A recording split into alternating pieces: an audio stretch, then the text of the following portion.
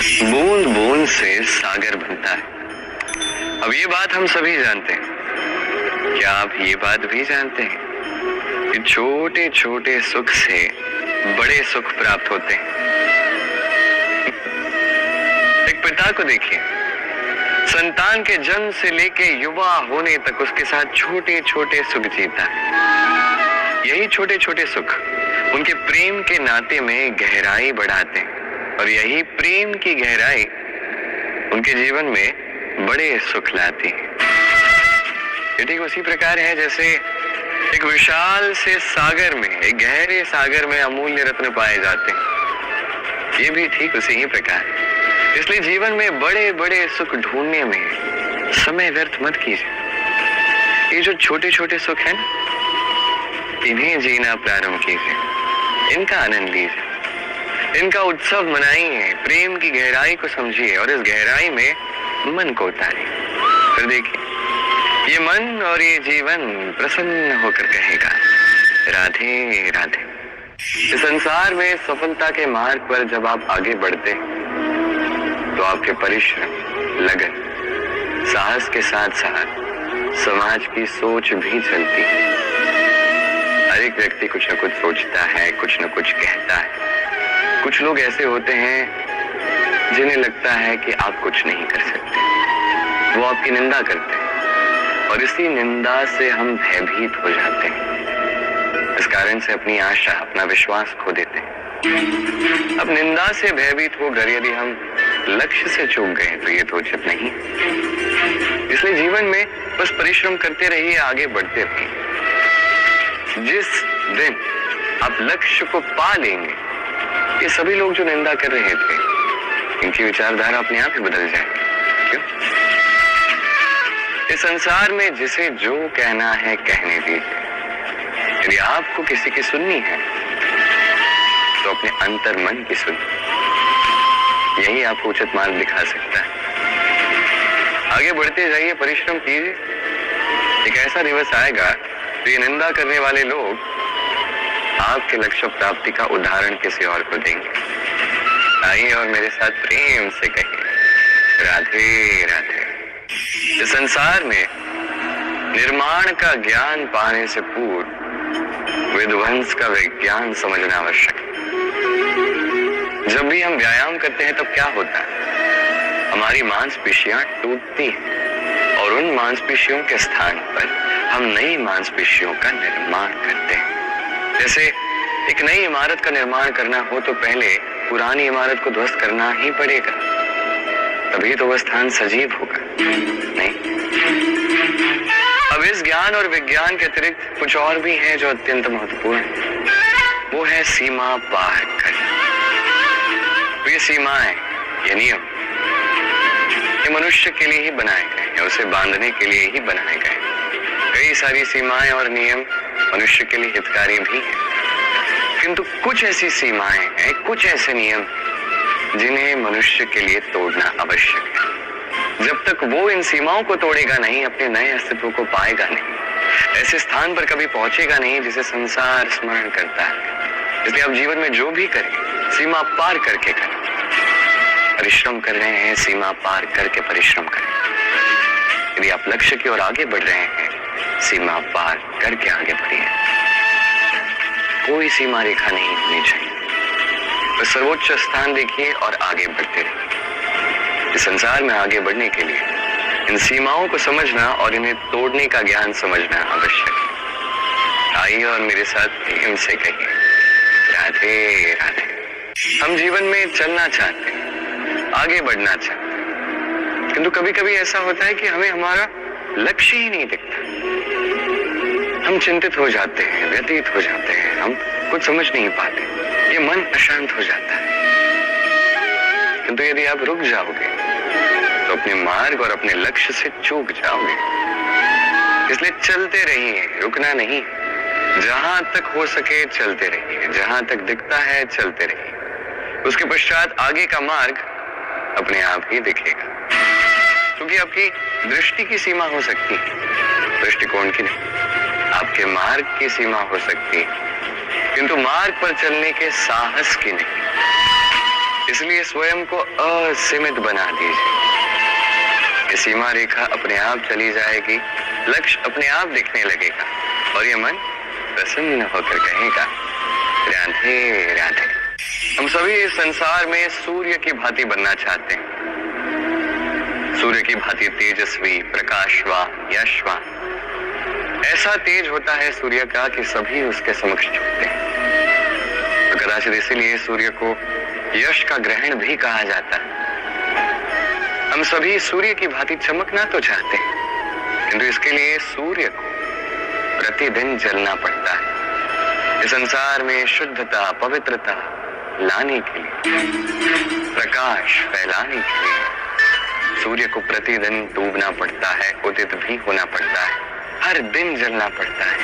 एक भी दिन का अवकाश सूर्य को नहीं मिलता, और यदि मिल जाए तो सूर्य सूर्य नहीं कहलाएगा। नहीं, इसलिए यदि आप सूर्य की भांति बनना चाहते हैं, वैसे चमकना चाहते हैं, तेज पाना चाहते हैं, तो सूर्य की भांति जलना होगा, अर्थात अथाह परिश्रम करना होगा। आइए मेरे साथ प्रेम से कहिए राधे राधे। इस संसार में विजय के लिए, सफलता के लिए शक्ति, धैर्य, साहस, मित्रों का साथ, इन सब के साथ साथ और क्या है जो आवश्यक है? विश्वास। सत्य कहूं तो यह विश्वास वास्तव में अमूल्य है, किंतु दो धारी तलवार की भांति है। यह आपको बल भी दे सकता है, शक्तिशाली भी बना सकता है, दुर्बल भी बना सकता है। कैसे? यदि आप केवल दूसरों पर विश्वास करते हो कि ये सब मुझे संभाल लेंगे, आपका विश्वास केवल दूसरों पर है और उस विश्वास के आधार पर आप कर्म करते हो, तो आप दुर्बल ही बनोगे। किंतु यही विश्वास यदि आपका स्वयं पर है कि चाहे जो कुछ भी हो जाए, मैं स्वयं को संभाल लूंगा, मैं अपना मार्ग बना लूंगा, संकटों का सामना मैं कर लूंगा और जीवन में आगे बढ़ूंगा, तो ये विश्वास आपको बल देगा। अब निर्णय आपका है, क्या चाहते हैं आप? ये विश्वास आपको बल दे या दुर्बलता? सोचिए और मेरे साथ प्रेम से कहिए राधे राधे।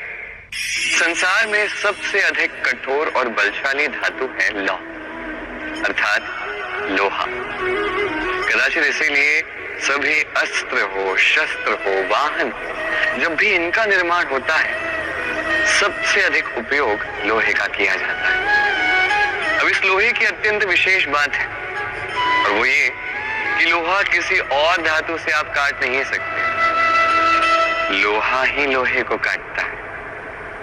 अब ये कैसे होता है? जिस लोहे को काटना है उसे गर्म किया जाता है, जिस लोहे से काटना है उसे ठंडा रखा जाता है, अर्थात ठंडा लोहा गर्म लोहे को काटता है।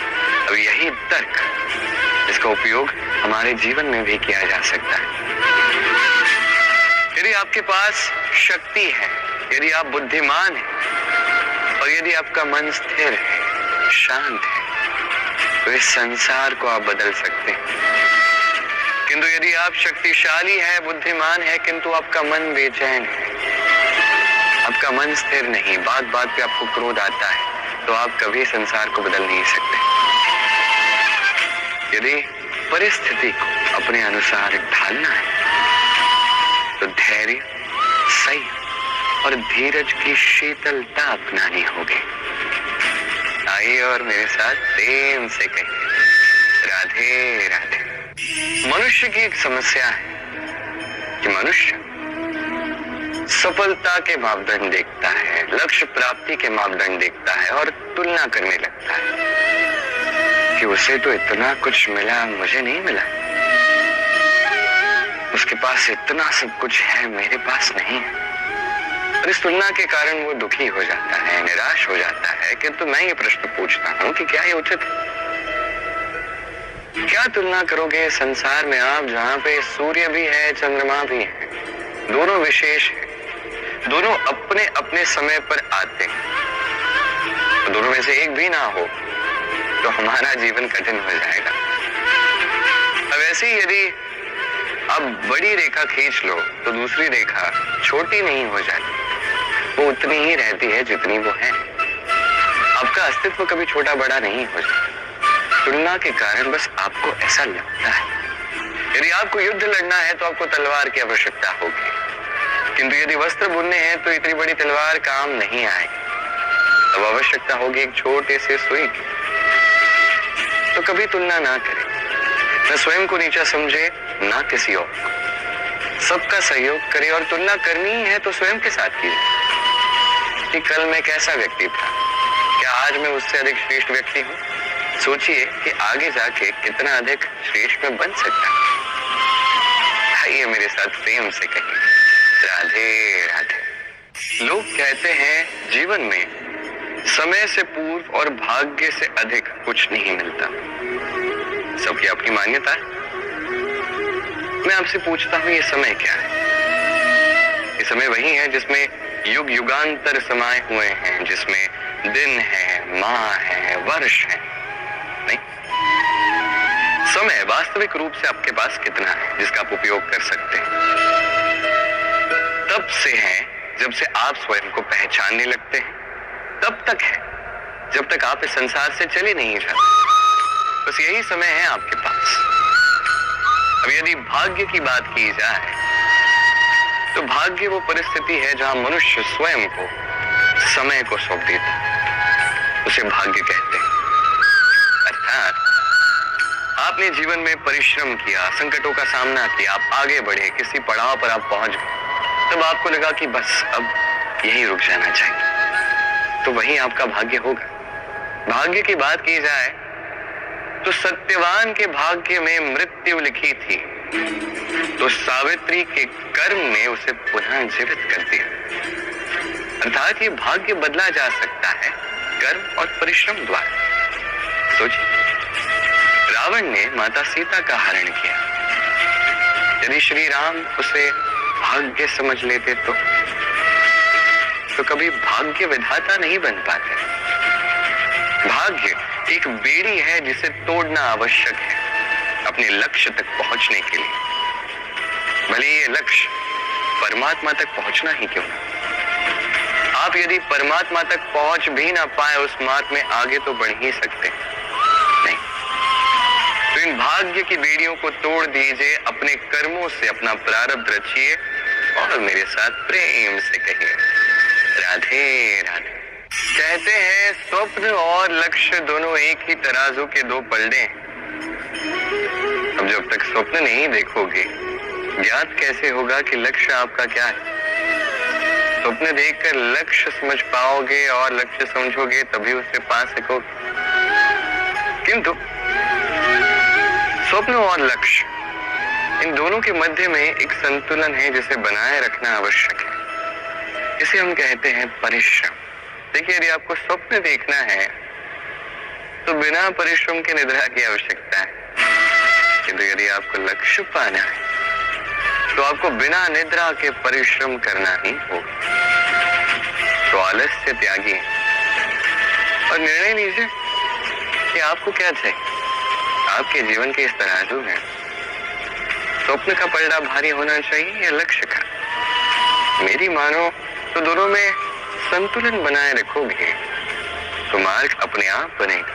बस उस पे आगे जाइए और मेरे साथ प्रेम